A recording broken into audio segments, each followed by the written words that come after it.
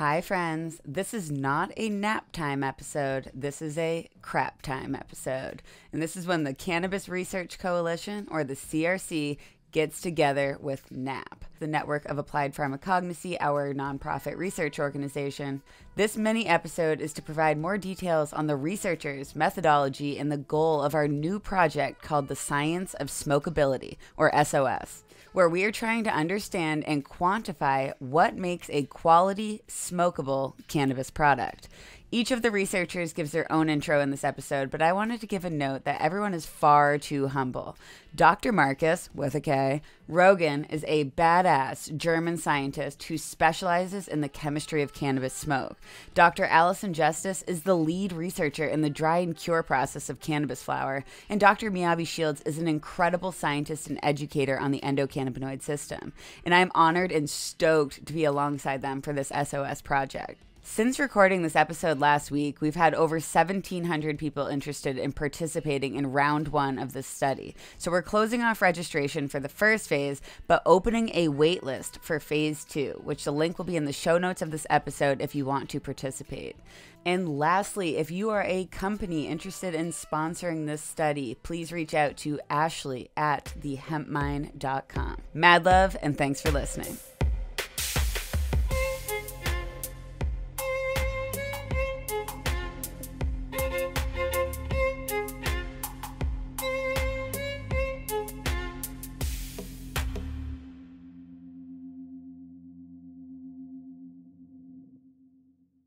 All right, so welcome back. This episode is going to be a little bit of a change of pace because we're going to have kind of a panel discussion about one of the coolest projects that we have going this year, actually into the next few years, called the Science of Smokeability. And we are planning on essentially analyzing what the cultivation metrics and the post-harvest processing, meaning the dry and cure, how these different metrics play into the actual smokeability of a cannabis flower product. This type of data has been already acquired in the tobacco industry and studied for decades, but we are missing this data in the cannabis industry, and I think we are some of the best suited researchers to study this in detail, and this panel discussion is going to really uncover some of the nuances of what we are planning on studying, and then hopefully we can also engage you guys into the conversation and have you participate in some of these studies that we're planning. So I think we'll first kind of go through the people that are on this call, and then I'm going to hand the baton over to Ashley Manning from the Cannabis Research Coalition, and she is going to be essentially running this panel and asking questions to the various researchers. So Dr. Allison Justice, do you want to start and just talk about your background in cultivation and cannabis? Yeah, I've been in the cannabis space almost hitting on 10 years now. Feels like a lifetime, but got started back basically on the farm. I grew up in a nursery and went to Clemson and got my PhD in plant environmental science. Moved out to California for about 3.5 years or so and worked in the medical cannabis space, actually where I met Markus. He was over extraction and processing, and I was over cultivation. And so we would meet in the middle a lot and really try to figure out what was going on. Obviously, we didn't get too far. There's still a lot to be learned. But yeah, so now I'm back in South Carolina, my home state, and Ashley and myself run the Cannabis Research Coalition. Awesome. And that's a nice segue into Dr. Markus Roggen. Do you want to give a little background on what you've studied in cannabis and what you're most passionate about? Yes, sure. As Allison already said, we met in California. I'm formally educated in the chemistry space and serendipitously ended up in the cannabis industry about 10 years ago. Held various roles in the cannabis industry from analytical laboratories to production sites. And for the last 5 years, I've been running a dedicated research laboratory for cannabis chemistry in Canada. Awesome. And then last but not least, Dr. Miyabe. I feel like people on this podcast have heard the other nap times. I don't have to go into like super detail about it, but everyone knows I like to smoke, right? I mean, feel like people are actually surprised in the industry sometimes. I do get offered edibles quite often, and I have to be like, no, it is for real that I actually not only highly prefer smoking, but it is the biggest like therapeutic model for me medicinally. And so I'm super passionate about looking at the quality of smoke with everyone in this whole team here, because I think that there is an experience of smoking, and there are other parts of smoking that absolutely have value and that we should look at, and that there is a combination here that can be combined with health in both a positive and negative way, and it hasn't ever been looked at in that way, so I'm excited for that. Awesome. And then Ashley, our moderator and amazing member of the Cannabis Research Coalition. And then cat you can herder. take the baton. And cat herder.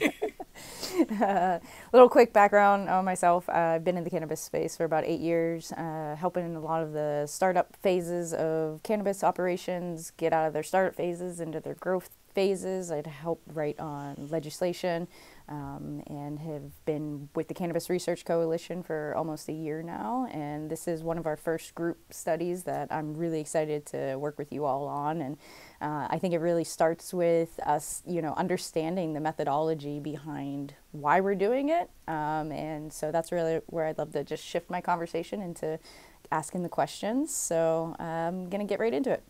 So for study methodology, comparing how are we specifically going to compare objective versus subjective analysis? And I'd like to start with you, Markus, on this to discuss your experience with smoke machines and give us what can we learn from it and how does it work? Sure. Let's start in the end of this process. It's all about the cultivation, but somehow, and I'm the one who has to put some numbers on it on the consumer side.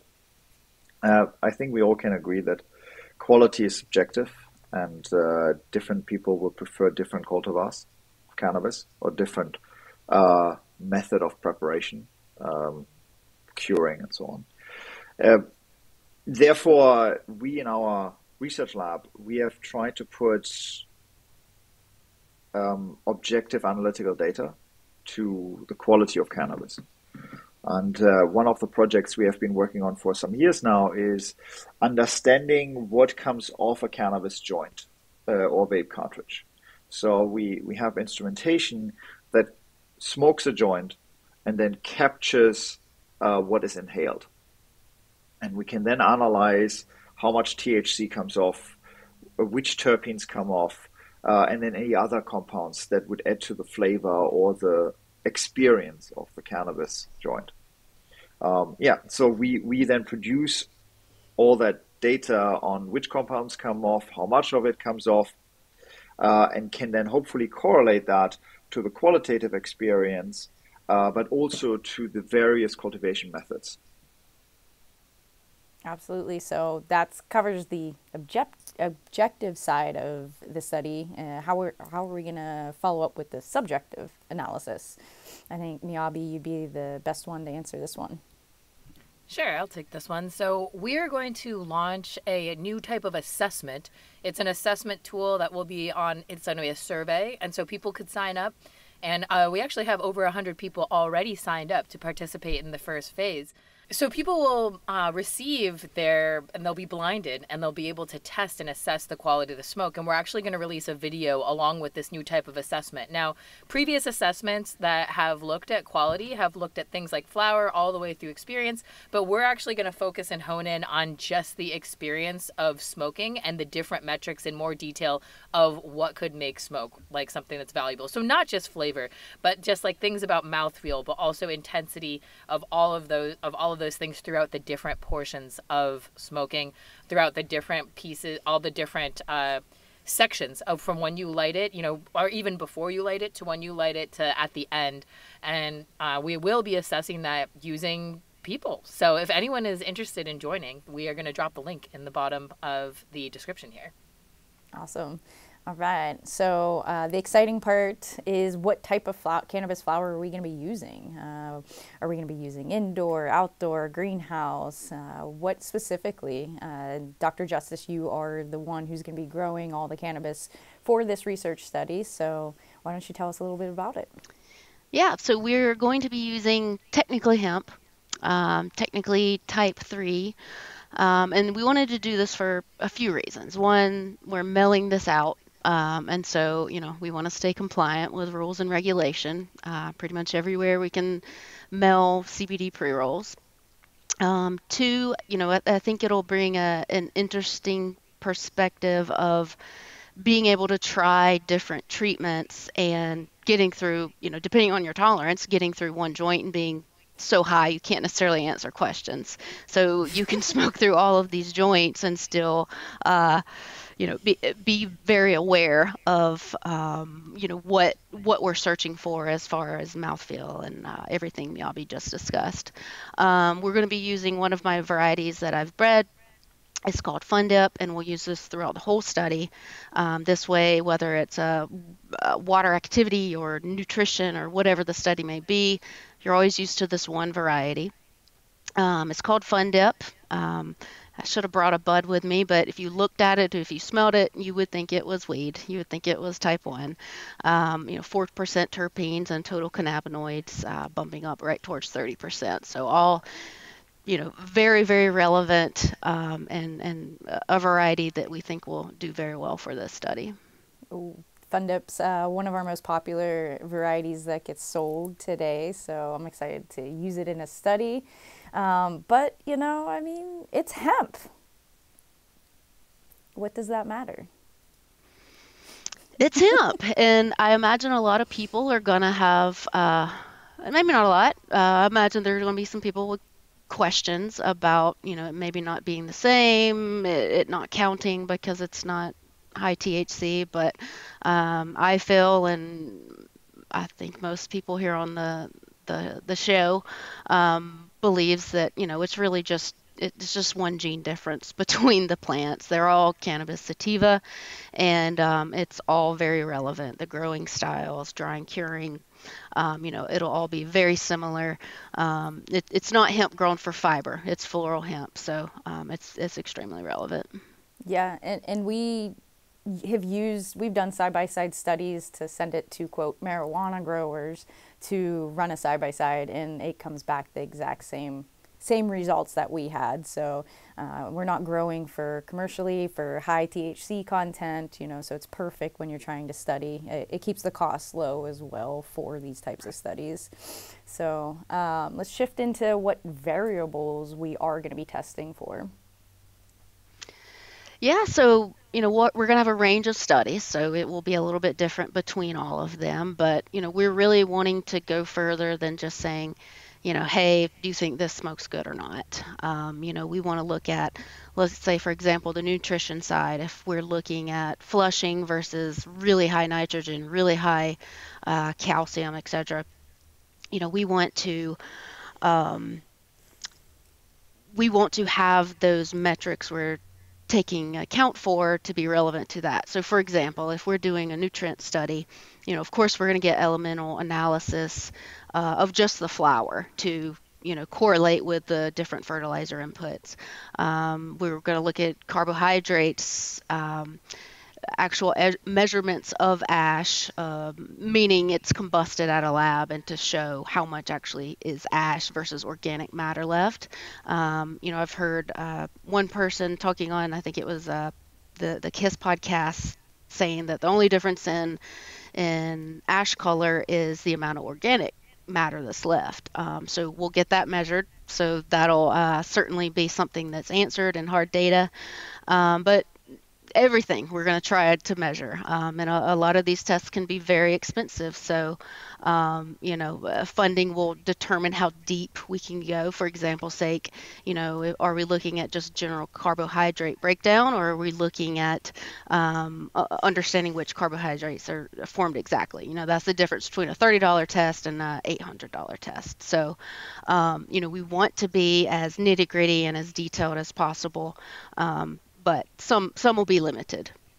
Yeah, those are some pretty basic variables from my standpoint as a consumer, and so. But I think it's really important that we start pretty basic. We can't teach things without having baselines. So Why would we want to develop this particular baseline study before we throw in variables such as, well, was it indoor, outdoor, greenhouse, all the above, the different nutrients? Why do we need this baseline basic study to get going? I think the reason we need this basic sort of information is because we don't have any sort of baseline like the tobacco industry does. And I think everyone on this call really cares about the consumer experience of smoking. We know most people do prefer smoking, but many of us have tried a product that might look beautiful. The nug might look gorgeous, but once you roll it up to smoke it, it doesn't smoke well. And we're not really sure of what goes into that. So we're kind of planning on, the SOS, Science of Smokeability, this is a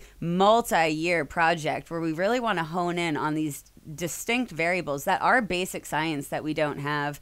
And then we also can use this as an education tool, as Allison was mentioning. There's a lot of community stories, community theories, but there's no science behind them. And it can be a way of also showing consumers that we are scientists and that we do take this seriously and that we want the safest and most effective medicine for consumers. And we can figure that out in a stepwise manner. Any sort of science, you're not like figuring out the full story immediately. You're adding a piece to the puzzle, and then your next paper or your next study is going to add another piece to the puzzle. And then eventually, maybe we'll add 100 pieces to that puzzle and get a better understanding of what makes a specific flower smokable through the cultivation and then through the dry and cure. This sounds like a long study. So it's going to be. Very good exciting. thing we all like each other. Right. So one thing I really think that we should address, given the recent headlines from NIH, American Heart Association, about the effects of smoking cannabis, is really the health and wellness considerations and how we are planning to evaluate the effects of smoke on the humans from a health and wellness perspective, particularly concerning the lungs. Yeah. So, I mean, earlier when I was saying that I love smoking, I talk about it all the time, but, I'm not disillusioned that there's no negative effects to smoking. We do need to know more about these things. So, to start off for us, we're going to be looking at, as Markus said, what is actually in the smoke and what changes when you change these cultivation and post-processing and when you change these metrics in cultivation and post-processing. Are we actually seeing a change in what comes out in the smoke? Are we actually seeing a change in what is actually being delivered to the lungs? And that's kind of the first place to start in terms of understanding what the impact or overall impact is, because we still don't have a really great and robust, repeatable understanding of how these small changes that are happening, these small changes in cultivation or small choices, maybe I would say, that are choices, that are variables within how we grow and post-process cannabis. We don't have a great understanding of how or if at all that affects the overall formulations that end up getting delivered to our lungs and getting absorbed into our lungs. And that's the first place that we're going to start to be able to identify if there are any changes that we could make in cultivation and in post-processing that would improve that, even just in theory, before we would then look for the funding to add puzzle pieces again and again and again that would, I would say, ideally eventually lead to us studying lung tissue or lead to us studying it actually in the lungs. And knowing what to look for on those studies too. Sorry to dig in there, but before, everyone wants to design these studies looking at lung tissue, looking at lung cells, but we need to know what we're looking for and if this is an issue in specific cultivation metrics or post-harvesting before we even get to that point. Absolutely. And that, in tobacco, they've done the studies on nitrosamines, and that is something that we are going to be addressing in this particular study. And why they're bad, how they affect, are they bad? I'm just going to throw that out there. I wouldn't know the answer. So, Dr. J, I know you've done some homework in this area of nitrosamines, and that's why we're including it in the study. Would you provide any feedback on nitrosamines and why it's important that we're addressing and looking at it? Yeah, so I'll start off with saying I'm going to hand the human touching portion of this and why a nitrosamine is bad for a human to the chemists. But in general, just digging through the literature, looking for guidance on how to even begin our studies by what has been done in tobacco. The formation of nitrosamines, looking at studies from 1980 all the way to now, those opinions and explanations changed as the years go by because they were testing for different things, right? They form their baseline and then they say, all right, well, what if we cure at 100 degrees for 15 days? Maybe we should look at the start of that versus the end. So in general, though, to my knowledge, it's a carcinogen. It's very dangerous, and there can be impact from the growing side, such as the amount of nitrogen used, that can impact how the nitrosamines formed and how much is there. Actually, this morning I was reading another study where they found that a lot of the formation happens in curing, but they cure at 113 degrees Fahrenheit. So not exactly the same, but with as dangerous as some of these substances are, us just simply looking at, well, cannabis curing at 60 degrees versus 100 degrees, is there even nitrosamine existence, first off? Because it's important to know the other thing that a study like that could really help with, maybe we're not curing at 115, but where do you keep your stash? Are you keeping it in the car that's getting up to 115 and you're actually forming nitrosamines yourself at home? So a lot of little tips and tidbits like this is what we'll get to dig into, and it's not only helping to prove or disprove some of the community theories, but it's also really leaning into health and safety of the inputs and outputs of this plant. Great input. Markus, do you have any feedback on nitrosamines and the effects of health and wellness considerations and how it affects humans? Yeah, I'm definitely punting the health effects to the pharmacologist, but I can talk a bit about the compounds. We've started studying possible toxicants in the cannabis joints, but also in vape cartridges. And the presence of a toxicant by itself is not yet a problem. It's also the concentration. So, for example, if we just quickly jump to the vape cartridge problem of heavy metal inhalation, because that discussion has been going on now for a year or so. When one consumes cannabis vape cartridges, one inhales heavy metals. They are extracted from the hardware of a vape cartridge, and one inhales them.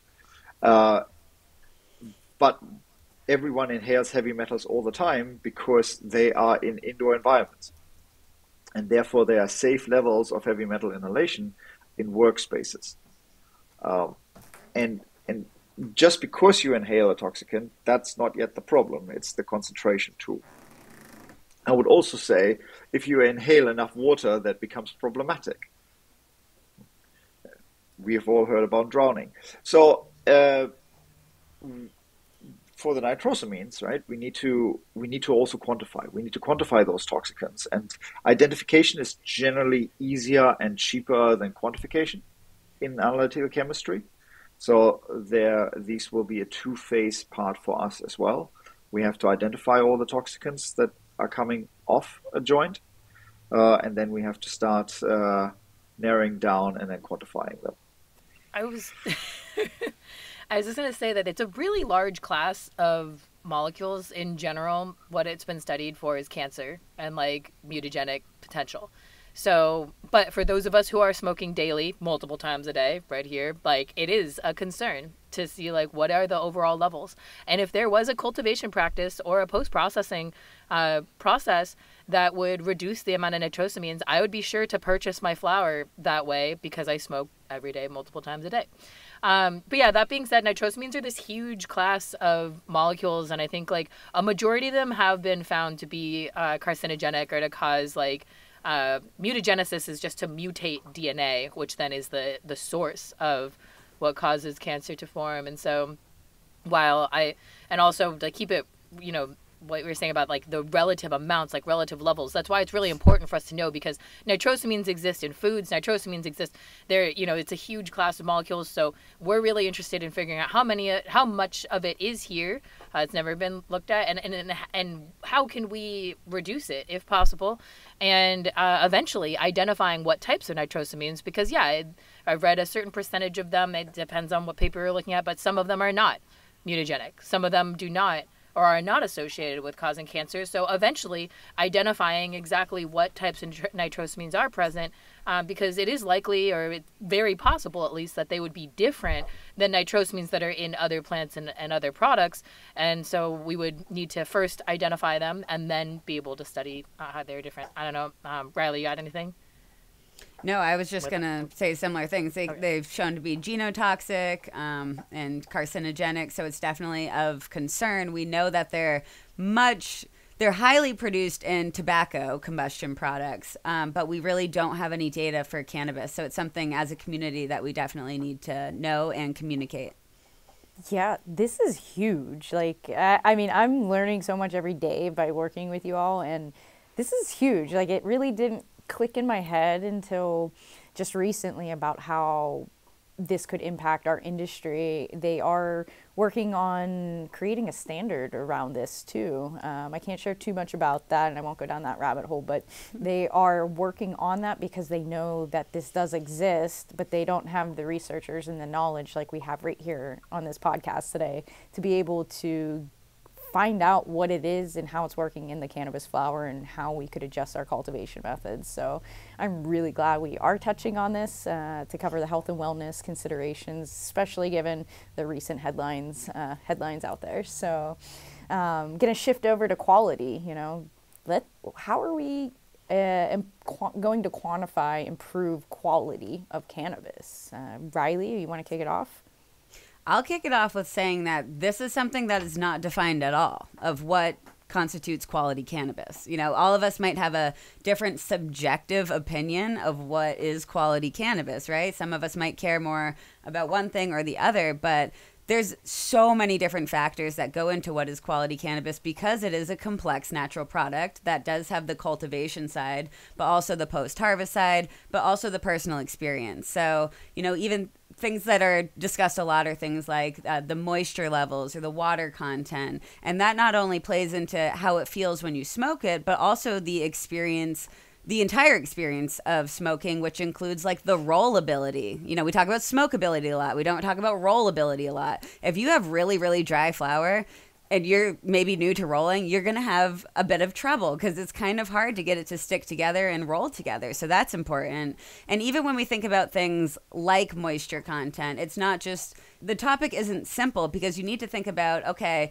there might be a certain level where the consumer preference is kind of honed in, but how does that relate to how much mold can actually be grown on that product and the shelf stability of that product? So there's a lot of different factors here, but we are going to be diving into definitely moisture content, definitely the chemical analysis of cannabinoids and terpenes and other active compounds, ash color as well, but this is something we actually want to explore during this research is how do we quantify quality cannabis, and can we start to really outline what the most important metrics are when we're analyzing cannabis for a more objective measurement of quality rather than only personal opinion. I think I'll just say that I'm really excited to look at the quality of the smoke and the smoking experience in such a detailed and focused way, because it's a huge piece of the experience. While I love like the structure and the beauty and the trichomes and the smell and of just the flower itself on its own as well. Ultimately, when trying to get the highest quality product, at least for me and for a majority of people who prefer smoking, the experience of smoking is a large component of that. There's things before, like I mentioned about the flower, there's things after, like the effects, but it's never actually been studied like just for the quality of smoke. How can you improve? It's like, let's say that someone had, they know that the flower and the structure of the flower, growing the flower, beautiful everything, and like they're wondering how could you improve just the quality of the smoke. Like that's part of what I'm really excited for for us to be able to delve into, is to find more detailed ways that we could continue to optimize for different reasons. And that's not to say that like the things that we find are going to necessarily always be the best thing overall, but that what we will find is going to be new metrics and new ways to look at specifically just the quality of the smoking experience and of smoke, which, again, not saying and not encouraging that people are going to be only doing that and that they shouldn't explore other options, but that statistically, if you look at it, is historically and traditionally the most common way to use cannabis, and also is the most preferred way. And we've been asking people, Riley and I have been talking about smoke for over 3 years, and it is universally accepted that most people, but especially consumers that are regular consumers of cannabis, do prefer smoking and inhaling and do prefer that experience. And I'm really thinking that in terms of defining quality, there actually hasn't been something that's defining just this one piece of it. So I'm excited to look at that in way more detail. Awesome. Anybody else?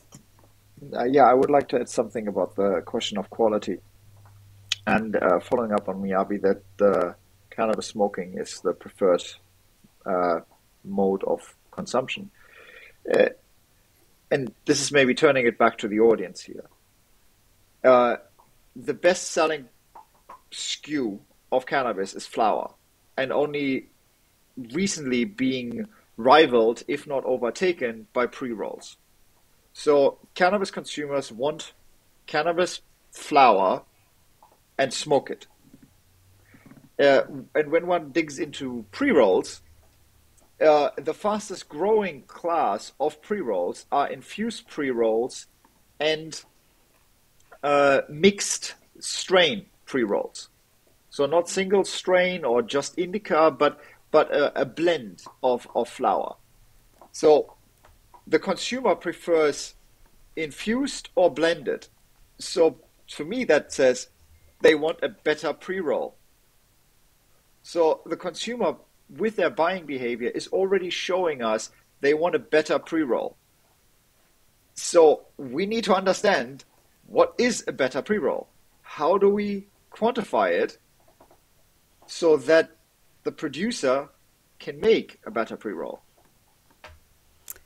And also, if anybody's smoked a pre-roll that has trim in it and not like good bud, immediately you can tell the difference of quality, from a quality bud to just trim. Like if you smoke that, it's harsh. It's more irritating to your throat. Even if you can't physically see the flower in there, you can tell from that experience that was not quality flower. So, that might be a good example if some of you have smoked a pre-roll and you're like, oof, why is this not taste great? Some of them are absolutely made with trim and not high quality cannabis products, and then you smoke, maybe you roll up yourself with some of your high quality flower and you can taste that difference.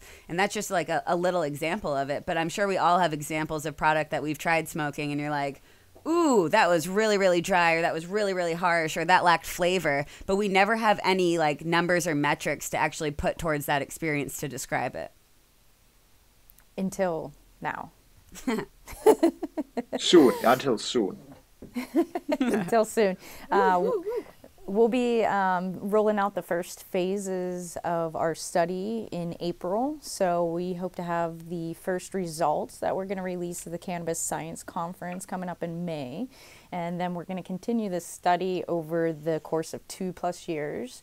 We're going to gather all this data that we're going to have, and we're going to actually publish a book as well. So, there's quite an opportunity for us to help improve our industry, help improve the quality of smoke, but make it safer and just more enjoyable. And that all leads to profitability, which is what all cannabis companies want, and consumers want quality flowers. So I'm going to give a couple final remarks, which is regarding, funding. I think we're crazy as heck to do a study without having any sponsors, any funding, any grant opportunities, which are very limited to cannabis companies, cannabis research. It's very limited.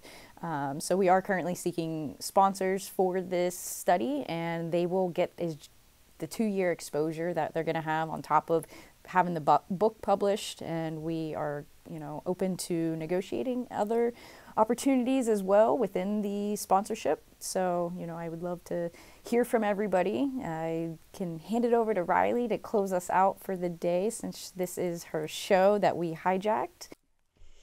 You can hijack it whenever you want.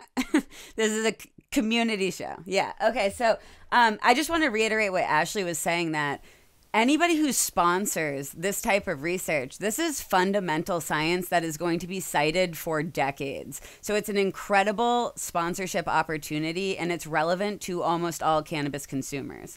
So please contact us if you're interested, and we will be shouting you out on social media and through all of the advertisements that we're putting out for this study. So if you want to either participate in this study, you can follow the links in the bio, but you can also just head to the cannabisrc.org/event details, and you can sign up there. And then if you're interested in any sponsorship, please email ashley@thehempmind.com, and that will also be in the show notes of this episode.